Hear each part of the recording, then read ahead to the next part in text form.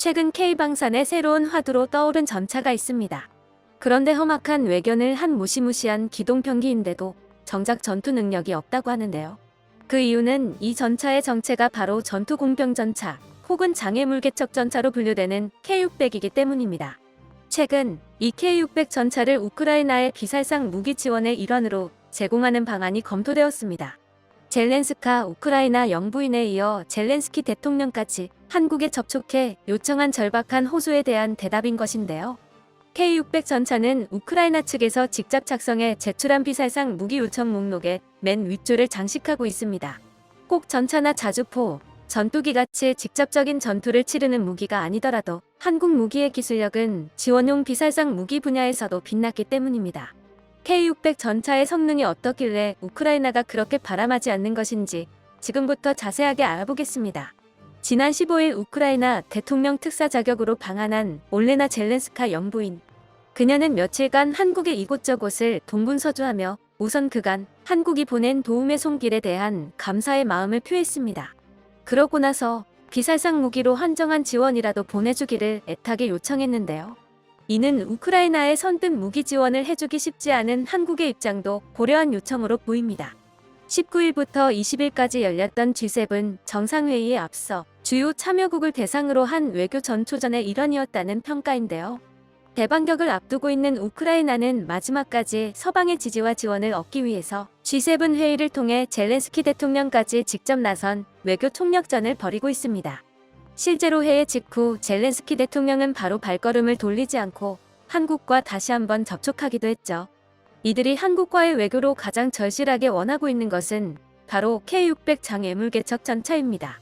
한국에서 실전 배치된 지도 3년이 채 안 된 최첨단 전투공병 전차죠.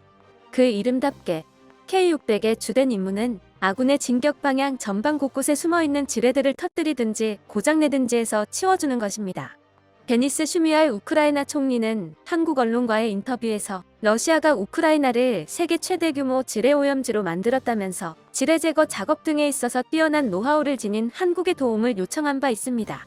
슈미알 총리는 제일 위험하고 어려운 문제는 러시아의 지뢰 매설 문제라며 전쟁 후 우크라이나에는 25만 제곱킬로미터 규모의 지뢰 지대가 남는다. 이는 현재 세계에서 가장 큰 규모의 지뢰 지대라고 말했습니다. 주민들의 생활과 주력 산업 중 하나인 농업에도 큰 차질이 생기고 있다고도 덧붙였죠. 우크라이나는 한국 정부의 지뢰 제거, 장비와 긴급 후송 차량, 장갑 구급차, 이동형 엑스레이 기기 등을 요청한 것으로 알려졌습니다.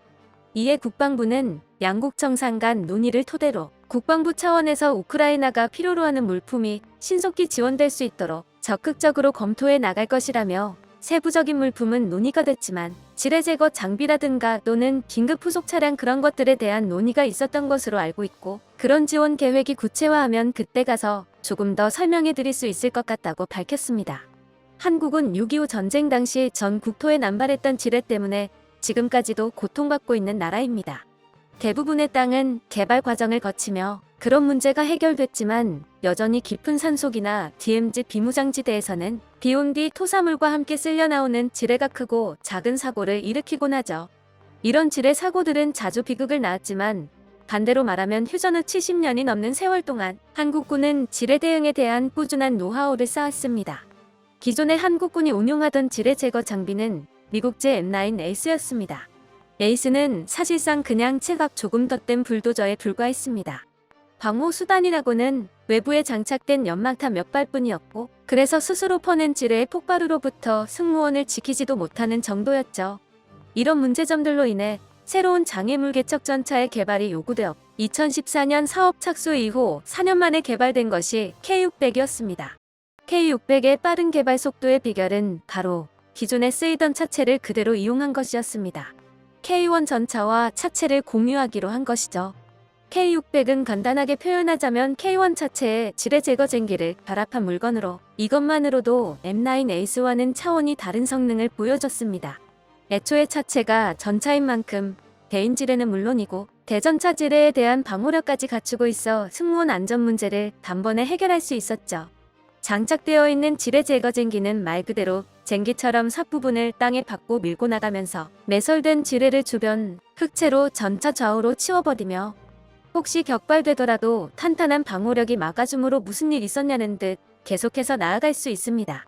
이렇게 K600이 개척하는 길은 폭 3.8m에 달하며 사방팔방에 지뢰밭을 만들어진 지역을 지날 때에도 K600만 있다면 아군 기갑과 보병들은 이 길을 따라 안심하고 돌파할 수 있습니다.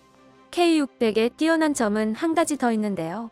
바로 별다른 장비 없이도 미클릭을 운용할 수 있다는 것입니다. 미클릭은 적정량의 화약을 매단 길다란 와이어를 로켓 모터로 발사해서 줄이 닿는 구간 안에 있는 지뢰들을 화약 격발의 충격으로 제거하는 장비입니다.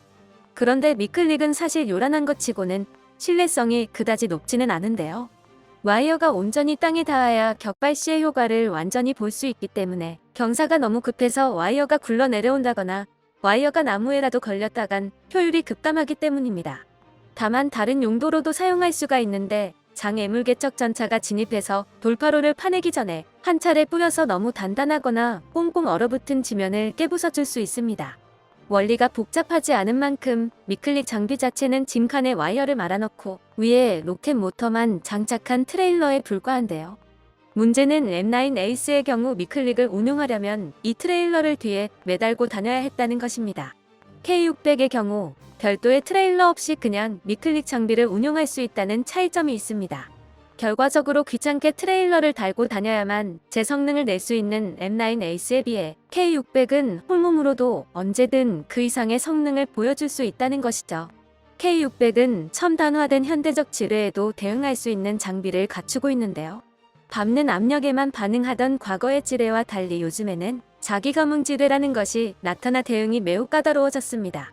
이름 그대로 자기장을 감지해서 폭발하기 때문에 보병 기갑 가리지 않고 첨단 장비를 휴대하게 된 현대전에서는 매우 위협적인 존재로 떠오르고 있죠. 이에 대응하기 위해 K600의 지뢰 제거 쟁기에는 자기 감응 지뢰 무능화 장비가 탑재되어 있는데 지속적으로 강한 자기장을 방사해서 자기 감응 지뢰를 접촉하기 전에 격발시켜버리거나 혹은 아예 고장 내버릴 수도 있습니다. 그 외에도 전방에 달린 굴삭팔은 버켓을 달아서 땅을 파고 철조망을 걷어낼 수 있고 브레이크를 달아 대전차 콘크리트 장애물을 파괴할 수도 있습니다.